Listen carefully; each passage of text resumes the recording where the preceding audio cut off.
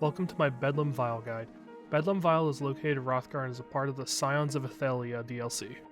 This dungeon is very different to others as all of the secrets are placed after the second boss and can only be used on the final boss. Starting off, we'll go over the trash and the first two bosses of Bedlam Vial. The trash in this dungeon can sometimes be more threatening than the actual bosses, especially if the damage is low and the stacking isn't the best. The first trash pack introduces the Blind Path Hollow Sentinel.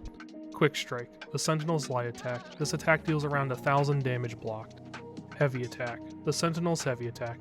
This attack deals around 4000 damage blocked. This attack can also apply debuffs depending on whether or not you blocked or not. If the heavy attack is blocked, you will be afflicted with the Rattled and Hindered debuffs for 12 seconds. Rattled decreases damage done by 70% and increases damage taken by 40. Hindered applies a 70k heal absorb before you can heal your actual HP. If the heavy is face tank, the target will be afflicted with a Devitalize debuff for 8 seconds. Devitalize reduces resistances by 60%, increases damage taken by 30%, and damage shields are reduced by another 30%. If the heavy is dodge rolled, nothing happens and the attack is avoided. Shield Throw. The Sentinel will throw its shield in a line in front of it. This attack knocks down anyone hit by it not blocked. This attack deals around 1000 damage blocked. After the first add pack, Glass Fragments and Blind Path Glaziers will be added to trash packs. Glass Fragments are probably the worst enemy in the dungeon as they can kill groups incredibly quickly. This doesn't help when Blind Path Glaziers are added to trash packs as they can make enemies immune to all damage. The problem with these mobs is they like to hide in the back of the map or behind corners. Glass Fragments have 2 attacks, Splintered Glass and Blinding Salvo. Splintered Glass, the Fragment's light attack. This attack deals around 1000 damage unblocked. Blinding Salvo. The fragment begins to channel and release a salvo of glass. This deals very low damage, around 700 at the start, however it keeps going to ramp, eventually dealing around 3000 damage every half second. The catch to this attack is that Blinding Salvo will alternate who it hits, so if everyone is within line of sight or within range of the fragment, it will split its damage over 4 people. If anyone outranges it or line of sights the fragment, it will instead continue to hit, but with less people. Blinding Salvo cannot be interrupted, however the fragment can be stunned or pulled to stop it from casting it. A helpful thing tanks can do here is purposely wait for them to start casting Blinding Salvo, then pull them into stack if damage is low. As for the Blind Path Glaziers, they do nothing besides cast Reinforcement. This attack channels to a random enemy and makes them immune to all damage while the Glazier is channeling. Like the fragments, the Glaziers cannot be interrupted and needs to be stunned or pulled. Stunning them necessarily isn't the best idea because as the stun wears off, they'll just immediately recast Reinforcement. I'd rather just pull them into group and kill them with Cleave. After the first boss, the ads stop becoming the problem and the actual rooms you are fighting in can kill you very quickly. The first of these you'll come across is the Frozen Room. In this room there are 2 ogres and 2 trolls. None of these ads will pose too much of a threat to group and you can just be taunted and stacked. The main threat of this room is the water on the ground. It can really quickly kill you if you're not careful. After the Frozen Room, there is a Poison Room. This room has a Wamasu in it and a couple of smaller ads. Along with this, there is a pool in the middle that will be glowing. Once combat is initiated, small plants called volatile plants will start spawning. If you stand too close to a fully grown plant, it will detonate and apply a dot that ticks very hard, and the only way you can cleanse it is by clearing the room or standing in the middle pool. Once this pool has been used, it will take around 10 to 20 seconds to respawn. The only ad that can kill someone in this room is the Wamasu. For the most part, the Wamasu doesn't deal very much damage, however it has one mechanic that can instantly kill a DPS or a healer. Impending Storm. The Wamasu slams its front feet into the ground, letting out 6 AoEs around it. The AoEs deal around 11k and can stack on top of each other.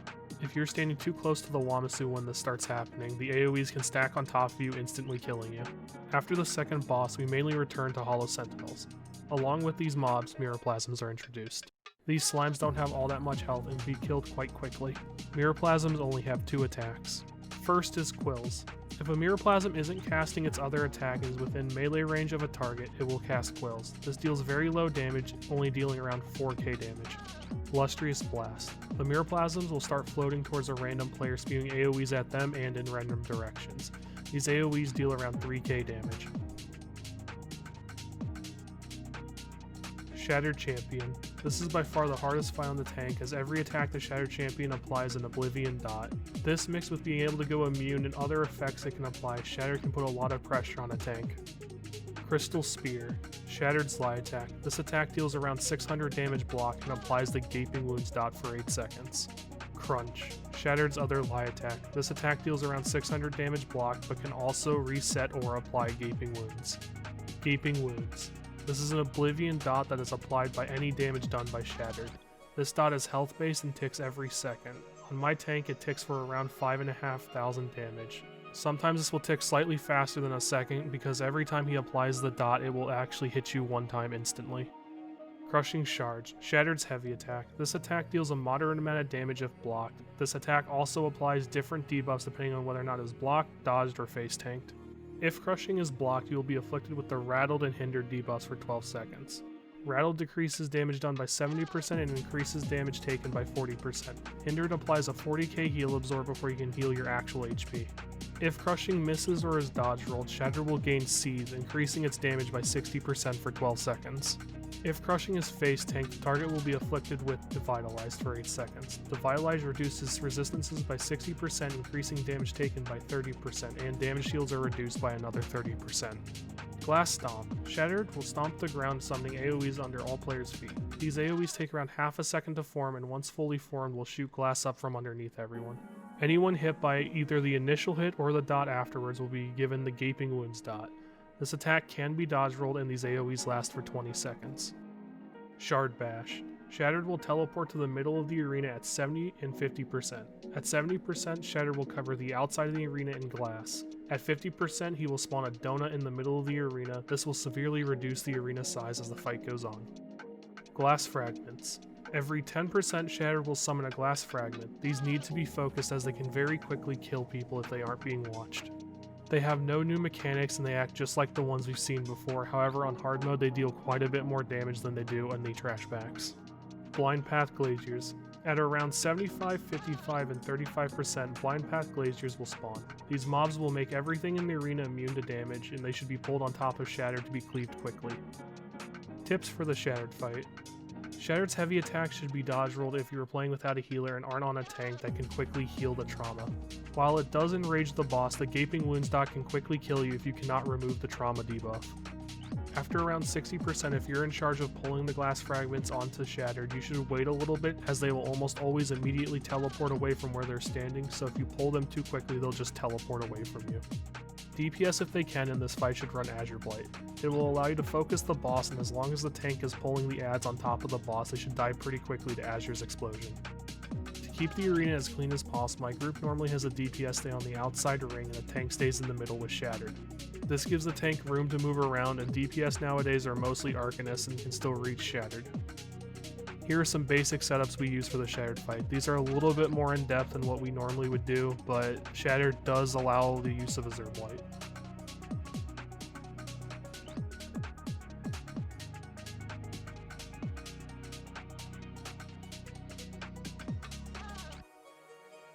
Darkshard. This is basically just Maelstrom balanced for 4 people. While this boss does recycle the old bosses, they are a little different here to make it somewhat new. The actual boss itself poses really no threat to the group as long as you don't stand in the giant red triangles it shoots out from itself. One thing to preface with this fight is there's some mechanics that are named, however they either do so little or nothing at all because I've never noticed anything with them. This is mainly to do with the mini bosses, but it just seems weird that the main boss itself doesn't really do anything and just kind of follows the same 3 attacks over and over and over again. Quick Strike, Darkshard's light attack. This attack basically does nothing, only doing around 6,000 damage per hit unblocked and about 1,000 damage blocked. Terrorizing Strike, Darkshard's heavy attack. This attack has around a 3-second windup and deals around 9,000 damage blocked. This attack also targets a random player. This other player should dodge roll the attack. This attack deals around 7,000 damage. Grasping Scream. Darkshard will attach a tether to all players. If not broken free from after 3 seconds, Darkshard will pull all tethered players under her, slamming the ground. Mind Meld. Darkshard will scream in a very large cone in front of itself. This attack deals very low damage at the start, but will stagger the player and ramp over time. This attack, like Terrorizing Strike, will target another player at random, causing the same effect at them. This attack can be dodge rolled. Darkshard does have an attack called Feast, and it deals around 2,000 damage every half second, however I cannot actually figure out what this is attached to. Moving on from this, we have Maelstrom, but basically for 4 people. At 80%, 60%, and 40%, Darkshard will leave the arena and summon one of the 3 Maelstrom bosses behind in the back of the arena. These bosses are heavily inspired by the Maelstrom counterparts, but edited to make them a bit better for 4-man content. 80%. At 80%, Darkshard will summon Maxis the Many. Maxis has a couple of mechanics, none of which pose too much of a threat to the group. However, letting Maxis live for too long can multiply the amount of work you have to do to kill him. Multiply. Maxis will summon 3 clones of himself, 1 Elementalist and 2 Maxis Militants. The Elementalist is a ranged enemy and will just run off and do its own thing, while the Militants will need to be taunted. Maxis Militants. Lava Whip.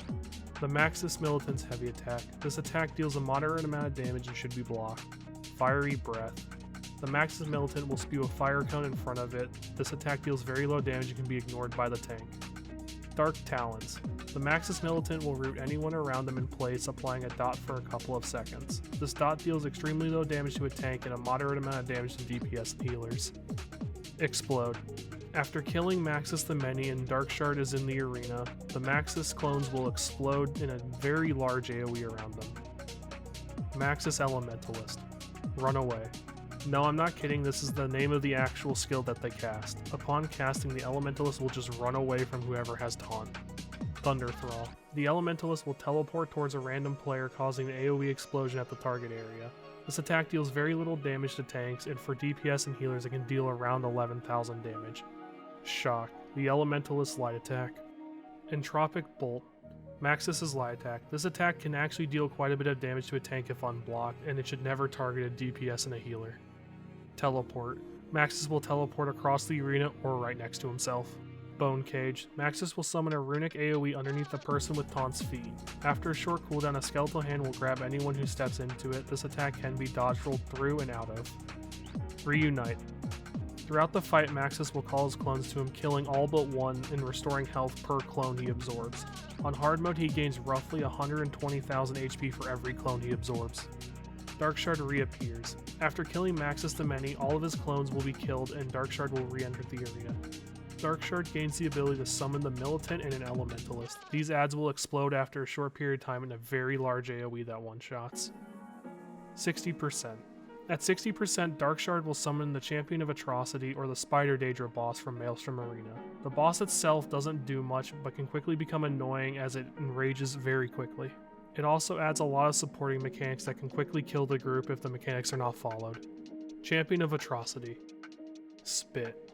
Atrocity's light attack. This attack deals very low damage to a tank and a moderate amount of damage to a DPS or healer. Call Lightning. Atrocity will target a player at random, summoning lightning AoEs below their feet, and random ones around the arena. This attack should be kited away. Lightning Onslaught. Atrocity will begin to channel a forking lightning cone in front of herself. This attack should be interrupted, though it doesn't deal that much damage. Daedric Explosion. Atrocity begins to channel a large AoE centered on herself. This attack should be blocked or just gotten out of.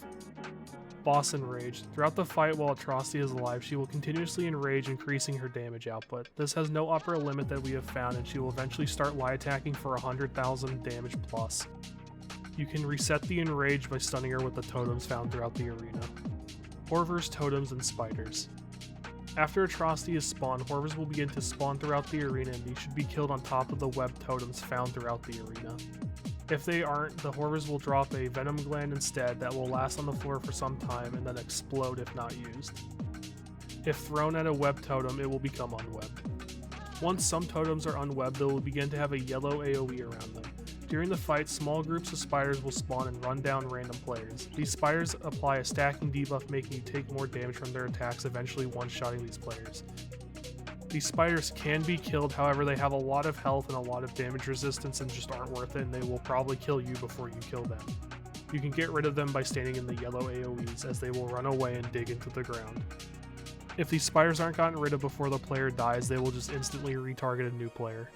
If all the totems are unwebbed, all the enemies within the arena will be stunned in place for 25 seconds. Also, all the small spiders will disappear while this is happening. Once the stun is over, all totems will be re-webbed. This stun will also cause Atrocity to unenrage for a short time. Darkshard is seemingly immune to this effect, only being stunned for a couple of seconds. Spider Daedra. Throughout the fight, Atrocity will summon mini Spider Daedra that will cast versions of Call Lightning and Spit. They will also cast sticky webs, applying a slow that stacks. This can stack to a point where you can no longer move. Void Lurchers. At around 50% health, Atrocity will summon 2 Void Lurchers that need to be taunted as fast as possible, as they can almost instantly kill a DPS if not taunted quick enough. Crushing Limbs, the Lurcher's light attack. This attack hits for a relatively low amount of damage, however can kill a DPS or healer very quickly. Claw, the Lurcher's heavy attack. This attack hits for a moderate amount of damage and should be blocked or dodged. Choking Pollen, the Lurcher will start shaking violently, channeling a moderate amount of damage that hits everyone near it. Darkshard reappears. After killing Atrocity, all adds will be killed and Darkshard will re-enter the arena. Darkshard will gain the ability to summon Spider Daedra as well as continue to spawn the small spider packs and horrors. 40%. At 40%, Darkshard will summon an Argonian Behemoth. This boss acts almost the exact same as the Poison Arena boss in Maelstrom with a couple of tweaks. Argonian Behemoth. Swipe, the Behemoth's slide attack. This attack deals very low damage to a tank and a moderate amount of damage to DPS. Staggering Stomp, the Behemoth's heavy attack. This attack deals a moderate amount of damage. Lingering Spit, the Behemoth will spit at a random player leaving AoE at their feet. The initial hit from this AoE deals quite a lot of damage and the AoE afterwards also deals quite a lot of damage and should be avoided. Enrage, if you kill an Argonian Minder, he will enrage and cast Enrage Scream. Enrage Scream. Upon enraging the Argonian Behemoth, it will cast an arena-wide AoE. This attack deals an insane amount of damage and can't be blocked or dodged. This attack deals on average 50 to 60k per tick and ticks every second. The only way to survive this attack is by hiding under a Minder's Lightning Dome. You can also interrupt the attack, which will cause the Minders and the Behemoth to stay enraged. Argonian Minder. Shock. The Minder's light attack. This attack deals very low damage. Overcharge. The Minder will charge themselves with lightning, summoning an AoE centered at their feet, dealing low damage to anyone near them. Lightning Charge. The Minder will teleport on top of a random player, dealing a moderate amount of damage and an AoE around the target's location. Enrage. If for whatever reason Enrage Scream goes off and you survive it, the Minders will become enraged and deal quite a bit more damage and they will actually become threatening. Volatile Plants. Once the Argonian Behemoth is summoned, volatile plants will begin to sprout up randomly around the arena. These plants explode if walked too close to, applying the volatile poison dot. This dot deals extremely high damage and can only be cleansed in the 3 pools around the arena. These pools will only respawn after about 25 to 30 seconds. Argonian Venom Collar, hard mode only. Upon spawning the Argonian Behemoth, Venom Collars will spawn with him. They only cast Rupturing Fog. This causes all volatile plants to explode the second they reach max size. This can lead to AoEs appearing under people's feet, killing them quickly. Darkshard reappears. After killing the Argonian Behemoth, nothing will despawn and all the mechanics will continue for the last 40%. Darkshard will reappear in the arena and start casting all leftover skills from the bosses beforehand. Tips for the Darkshard fight. Never ult Darkshard, as most of the time you won't get the full ult or you'll want to use it for one of the 3 minis. If you can kill Atrocity without needing the stunner, you can save the stun for the Argonian Behemoth, as he's probably the most lethal of 3 minis. As a tank, when dealing with Atrocity and the small Spider Daedra, if you find that you're being slowed too much, you can use Race Against Time to completely negate the effect of the slow. Here's some basic setups for the Darkshard fight. We use Azure Blight on this fight just to kill Maxis and Atrocity quickly. It's not great for the Argonian Behemoth, but since he just gets hard stunned for 25 some odd seconds, it doesn't really matter too much. Before going to the final boss, we're going to go over the secrets, as they do play an important role in the final boss. However, the secrets themselves don't really need that much of an explanation besides the first one, as once you know how to do one of them, they're pretty simple from that point on. All of the secrets in Bedlam Vial are after the second boss fight. These secrets are all the same puzzle, but they get slightly harder as you go on and require a little bit more thinking. There's not much to say about these, but here's the 3 hints for each of the puzzles, and here's an example of each of them.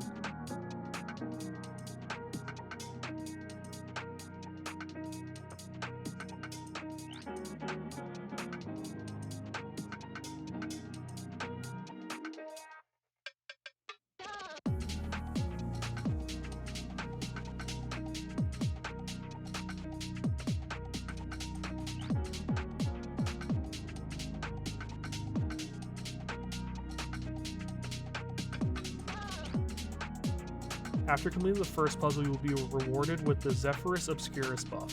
Like the other buffs, this buff can only be activated on the final boss. The buff descriptions are basically useless if you've never seen the final boss, as nothing from them will make sense, and really once you get there they still won't make sense, but the first buff will let you clear one of the lanes for 5 seconds.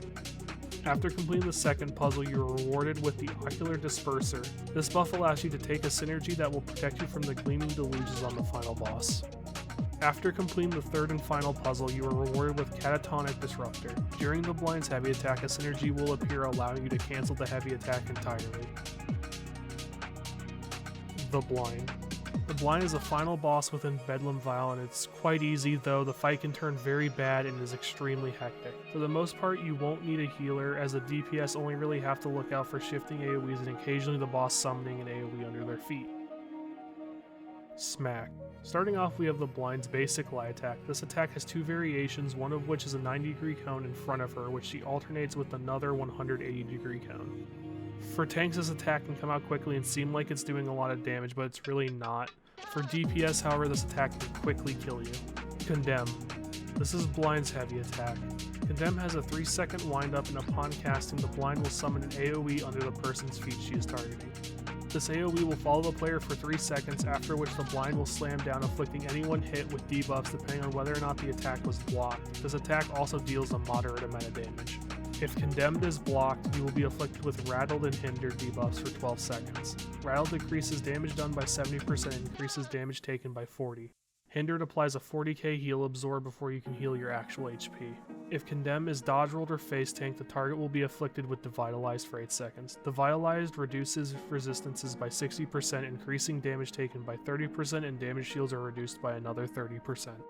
Malediction. The Blind will start to summon AoEs under each group member's feet. Malediction has a 1-second windup, and after which AoEs are placed under everyone's feet. The AoE does an instant tick of damage which hits quite hard, along with a ramping damage over time effect if stood in. This attack can be dodge rolled with the right timing. Stomp. At 90, 70, 50, 30, 20, and 10%, the Blind will summon 2 Mirrorplasms.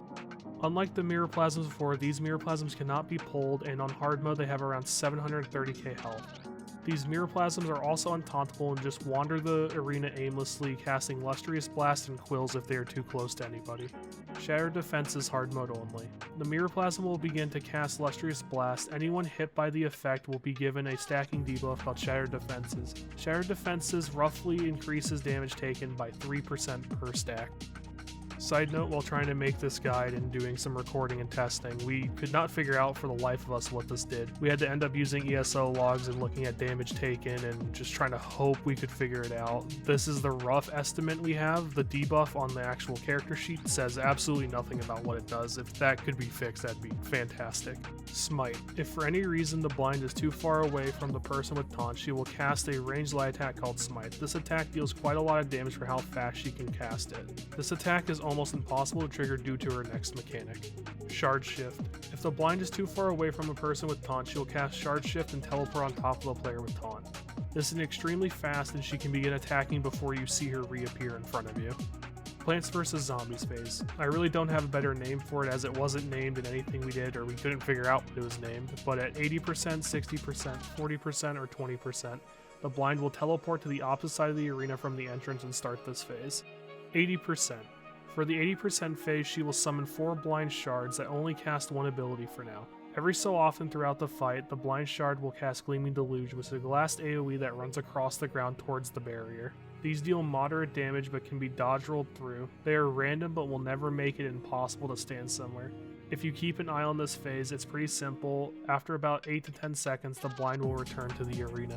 One side note with 80%, make sure you have her taunted before she disappears, or else she may come back in the arena and just insta-give a DPS, as she'll start attacking before you can even see her come back.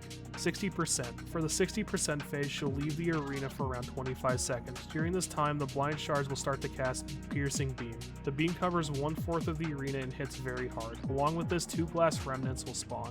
These act the exact same as the ads before them, however they hit harder and have far more health. You also cannot interrupt the Blinding Salvo by any means, as they cannot be pulled or stunned, and so you have to just kill them extremely quickly or out-heal the damage they put out. The 40% phase is the exact same as the 60% phase, besides the fact that another beam gets cast and resets the timer for them to cast. This is the only time during the fight you can potentially have 2 beams up at the same time. Along with this, Gleaming Deluge will become more frequent and make more restrictive patterns that you have to follow. 20%. At 20%, all beams are stopped, however Gleaming Deluge is cast near constantly and a very specific path is formed by the blind shards. This path needs to be followed as there's really no space available anywhere else. After a while, the blind will return to the arena and you'll just have to kill her with the mayhem of whatever the heck is going on now. Tips for the blind fight. When leaving and rejoining the fight, DPS and healers should give the tank quite a lot of room as the blind comes back from a relatively random direction and can swing and almost instantly kill people if they're not prepared. As a tank, if you're playing with a healer, just block her heavy attack. It's the best way to deal with it as the trauma isn't all that bad. However, if you're not playing with a healer, especially towards the end of the fight, you should dodge the hit or just face tank it. Just know that doing this, for 8 seconds afterwards, you will be taking a very large amount of damage due to the debuffs. This is the way my group held the blind to make it a little bit easier on the DPS. The tank kind of gets screwed doing this as you get one lane. If it gets covered with the beam, you have to point it somewhere. Though doing this gives the DPS more time to react to the Gleaming Deluges and you don't have your back turned towards it the entire fight, which is a little bit nicer. Here's some very basic setups we'd recommend using. Most of the DPS setups are pretty easy and we do recommend using an Arcanist DPS as they're just the best class in the game for 4-man right now.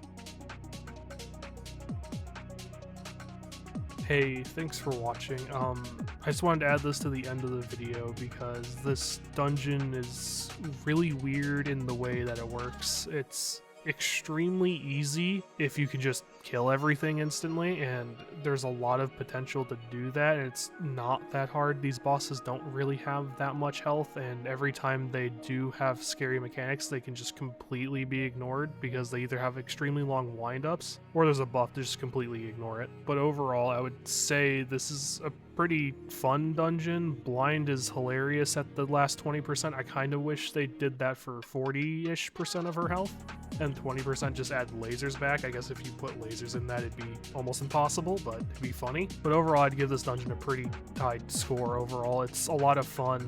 There's some interesting ideas. The Maelstrom boss is interesting, but overall, it seemed too easy, and we were hoping over the course of the PTS they'd make it a little bit harder for the hard mode, but they didn't seem to do that. But anyway, that's enough of my rambling. I hope you enjoy this. I hope this actually helped somebody get it done, or just at all gave you an idea of how the dungeon worked.